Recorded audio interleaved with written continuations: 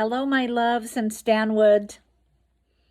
I'm coming to you from my home in Lake Stevens, and I hope you're doing well. The question for this week is, what is the best way to keep dreams of who I am or who I want to be alive when I have adjusted to who I have to be now, like a mom instead of a full-time teacher? Working at Starbucks until I finish, if I ever finish schooling to become a nurse. Wanting to be married but haven't found the one. What a great question. You guys are making me think, which I really appreciate. So I've divided this answer into two sections, in part because it's too hard to send a video that's too long. So Anna may show the second part this week, or she might show it next week. But the first thing I would say is that as women, we have many roles and many hats that we wear, and our lives are very, very seasonal, and we go through many more transitions than men do, and our relationships transition with our different roles. As student, we go from daughter to student to friend to wife, some of us mothers, some of us business owners, some of us empty nesters and grandmas and things like that. But a healthy person never abandons the core person that they are, the person that God really created them to be. And even though we might take on certain roles, it is important for us to not abandon who we are.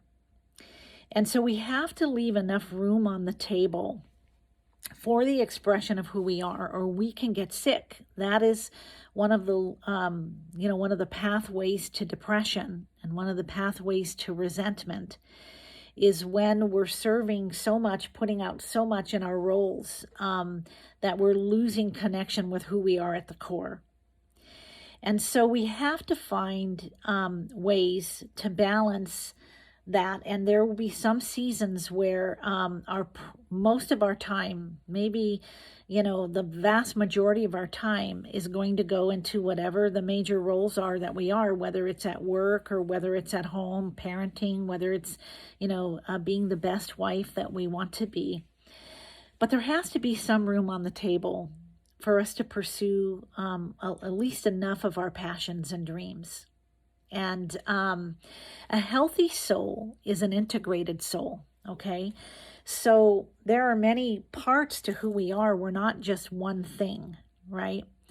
And so an integrated soul is where my spirituality is integrated with my sexuality, and where my sexuality is integrated with my emotional life, right? Where my work life and my financial life is integrated with my faith, and my relationships is integrated with, so again, where we're integrated. And so let me map this out for you. Suppose I am a person who's gone to college and is really passionate about her career.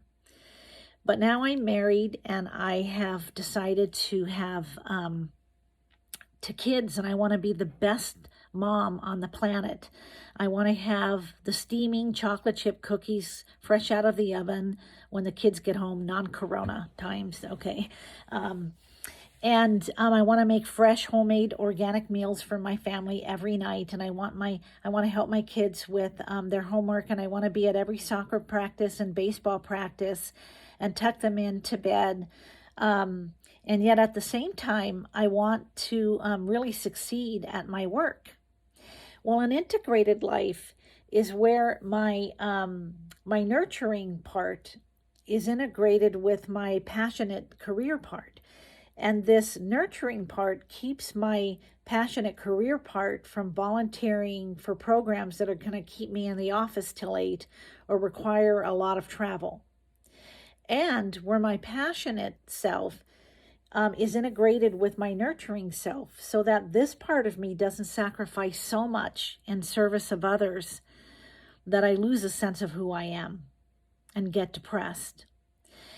And so at each season that we go through, whatever season you're in, we do have to create enough time and space to pursue enough of the things that give meaning and joy to life. And maybe that means that I have put off my education to raise my family. And but that doesn't mean I've lost any sense of my, my passion and dreams. So first I have to own my decision.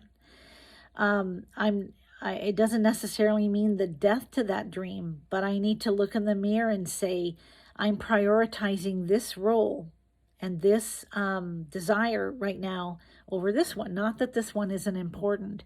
And then I have to negotiate and give myself permission to not necessarily reclaim, but create enough life where when it's time, when I'm ready, at the pace I am able to pursue that. And so, if you're a single person and you're really wanting to date, an integrated soul would mean going after some of the insecurities, some of the fears that might keep you from really devoting the amount of time and effort and heart to that it's going to take to fulfill that. And it is all about balance. And just make sure that there's enough of you, okay, in everything you do. The second part of this, and I'm just going to set it up, is it's important for us not to mistaken the deepest desires of our heart that I really believe are planted there by God with the goals that we create in our mind, which is the path that we think is going to take us to the fulfillment of that. Those can be very different things, and I'm going to talk about that and share with you a story in the next video. Okay? Take care.